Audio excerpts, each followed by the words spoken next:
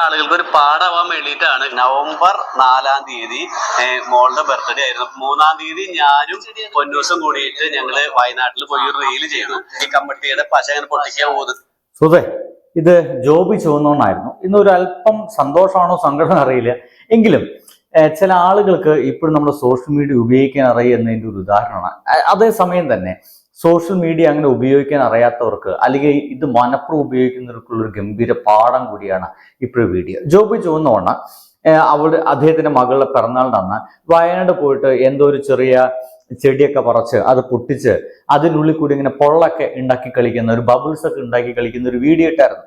ആ വീഡിയോയ്ക്ക് താഴെ അങ്ങോട്ട് തെക്കിലുള്ള ഇടുക്കിക്കാരനെ തോന്നുന്നുണ്ട്, ആ ഭാഗത്തുള്ള ഒരു ചങ്ങാതി, നല്ല പ്രായമുണ്ട് കേട്ടോ, ആ ഒരു മനുഷ്യൻ ഗംഭീരമായിട്ട് അത് വൃത്തികെട്ട രീതിയിലുള്ള ഒരു കമന്റ് ഇട്ടു. സത്യം പറയാം, കമന്റ് ഞാൻ ആദ്യത്തെ വീഡിയോയിൽ വായിച്ചിട്ടില്ല, ഞാൻ ഈ വീഡിയോയിലേക്ക് വായിക്കാൻ ശ്രമിക്കുന്നില്ല. വൃത്തികെട്ട രീതിയിലാണ് കമന്റ് ഇട്ടത്. നമുക്ക് സഹിക്കാൻ പറ്റില്ല. പെറ്റ തള്ള സഹിക്കില്ല എന്ന് പറയുന്ന പരിപാടിയിലുള്ള ഒരു കമന്റ് ആണ് കേട്ടോ. അത് ആ ഒരു കൊച്ചു കുട്ടിയെ കുറിച്ചിട്ടാണ്. ജോബി ചുവന്ന വണ്ടിന്റെ തൊട്ടടുത്ത് നിൽക്കുന്ന ജോബി ചുവന്ന വണ്ടിന്റെ മകളെ കുറിച്ചിട്ടാണ് അങ്ങനത്തെ വൃത്തികെട്ട കമന്റ് ഇട്ടത്.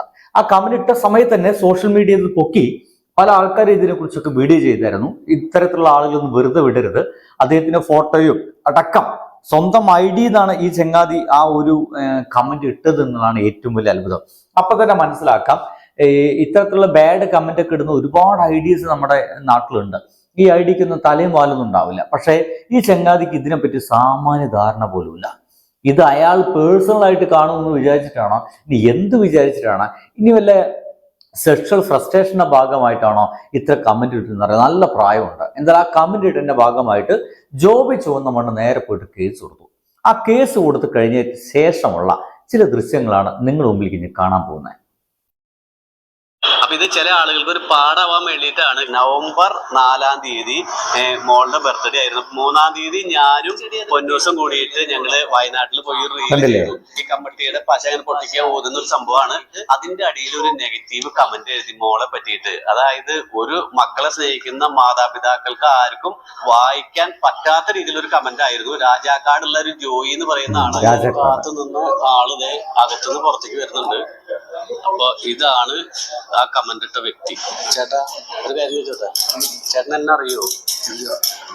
പിന്നെ ഞാനും ചേട്ടനോട് എന്തെങ്കിലും തെറ്റ് ചെയ്തിട്ടുണ്ടോ? ഇല്ലല്ലോ. പിന്നെ എന്തിനാ ചേട്ടാ അങ്ങനെ ഒരു കമന്റ് ഇട്ടെ? ബോച്ചയ്ക്കോ? ഇവിടെയാണ് പ്രശ്നം. ബോച്ചയ്ക്ക് വേണ്ടിയിട്ട് കമന്റ് ഇട്ടെന്ന് പറയുന്നു.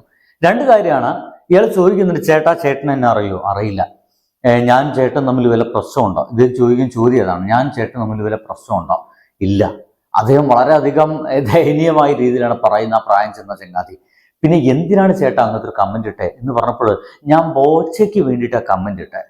ഇനിയിപ്പോൾ ഇയാള് ഈ ജോബി ചുവന്നമണ്ണ് എന്നുള്ളത് ബോബി ചെമ്മണ്ണൂർ എന്ന രീതിയിൽ ഈ അദ്ദേഹം മനസ്സിലാക്കിയതിൽ വ്യത്യാസമുണ്ടോ?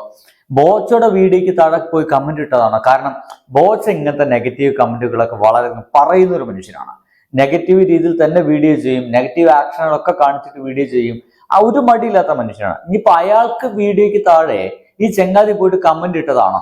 ആ വീഡിയോ മാറിപ്പോയതാണോ? ഈ പറയുന്ന ആള് ഈ ബോബി ചെമ്മണ്ണൂർ, ഒപ്പം തന്നെ ഈ ചുവന്ന മണ്ണ്, ഈ രണ്ടും കൂടിയിട്ട് ഇയാൾക്ക് ഇണ്ണ് എന്നുള്ള സംഗതി കൺഫ്യൂഷൻ ആയിപ്പോണ്ട് ഈ ഒരു പാവം ചെങ്ങാതി വീഡിയോയ്ക്ക് താഴെ കമന്റ് ഇട്ടാന്ന് വെളിപ്പെടുത്തല്ലോ. പക്ഷേ ഇയാൾ പറയുന്നത് ഞാൻ ബോച്ചയ്ക്ക് വേണ്ടി കമന്റ് ഇട്ടതാ. ഇത് ബോച്ചയ്ക്ക് വേണ്ടി കമന്റ് ഇട്ടതാണോ? ബോച്ച പറഞ്ഞ് കമന്റ് ഇട്ടതാണോ? അല്ലെങ്കിൽ ബോച്ചയ്ക്ക് പറഞ്ഞ് കമന്റ് ഇടാൻ എന്താ വേറെ പണിയൊന്നുമില്ലേ? അല്ലെങ്കിൽ ബോച്ചയുടെ വീഡിയോ ആയിട്ട് കമന്റ് ചെയ്താണോ? ഒരു പിടുത്തമില്ല കേട്ടോ. നിങ്ങൾക്ക് വേണമെങ്കിൽ ആ വീഡിയോ ഒന്നുകൂടി കണ്ടുനോക്കൂ. അപ്പൊ ഇത് ചില ആളുകൾക്ക് ഒരു പാടാവാൻ വേണ്ടിയിട്ടാണ് നവംബർ 4-ാം തീയതി മോളുടെ ബർത്ത്ഡേ ആയിരുന്നു. 3-ാം തീയതി ഞാനും പൊന്നൂസും കൂടിയിട്ട് ഞങ്ങള് വയനാട്ടിൽ പോയി ഒരു റീല് ചെയ്തു. ഈ കമ്മട്ടിയുടെ പശ അങ്ങനെ പൊട്ടിക്കാൻ പോകുന്ന ഒരു സംഭവമാണ്. അതിന്റെ അടിയിൽ ഒരു നെഗറ്റീവ് കമന്റ് എഴുതി മോളെ പറ്റിയിട്ട്. അതായത് ഒരു മക്കളെ സ്നേഹിക്കുന്ന മാതാപിതാക്കൾക്ക് ആർക്കും വായിക്കാൻ പറ്റാത്ത രീതിയിലൊരു കമന്റ് ആയിരുന്നു. രാജാക്കാടുള്ള ഒരു ജോയി എന്ന് പറയുന്ന ആള് നേരം കാത്തു നിന്ന് ആളിതെ അകത്തുനിന്ന് പുറത്തേക്ക് വരുന്നുണ്ട്. അപ്പൊ ഇതാണ് ആ കമന്റ് ഇട്ട വ്യക്തി. ചേട്ടാ, ശ്രദ്ധിച്ചേക്കണേ, ചേട്ടൻ എന്നെ അറിയോ? പിന്നെ ഞാനും ചേട്ടനോട് എന്തെങ്കിലും തെറ്റ് ചെയ്തിട്ടുണ്ടോ? ഇല്ലല്ലോ. പിന്നെ എന്തിനാ ചേട്ടാ അങ്ങനെ ഒരു കമന്റ് ഇട്ടെ? ബോച്ചയ്ക്കോ? ബോച്ചയ്ക്ക് വേണ്ടിയിട്ടാ. എനിക്കൊന്നും മനസ്സിലാവുന്നില്ല. ഇതിനെപ്പറ്റി കൂടുതലായിട്ട് അറിയുന്ന ആൾക്കാർ ആരെങ്കിലും സോഷ്യൽ മീഡിയയിൽ ഉണ്ടെങ്കിൽ, ഈ വീഡിയോ കാണുന്ന ആൾക്കാരുണ്ടെങ്കിൽ ഒന്ന് വിശദീകരിച്ച് എഴുതാനുള്ള ഒരു സംഗതിയാണ് കേട്ടോ. ഒന്ന് ശ്രമിക്കും. ബൈ.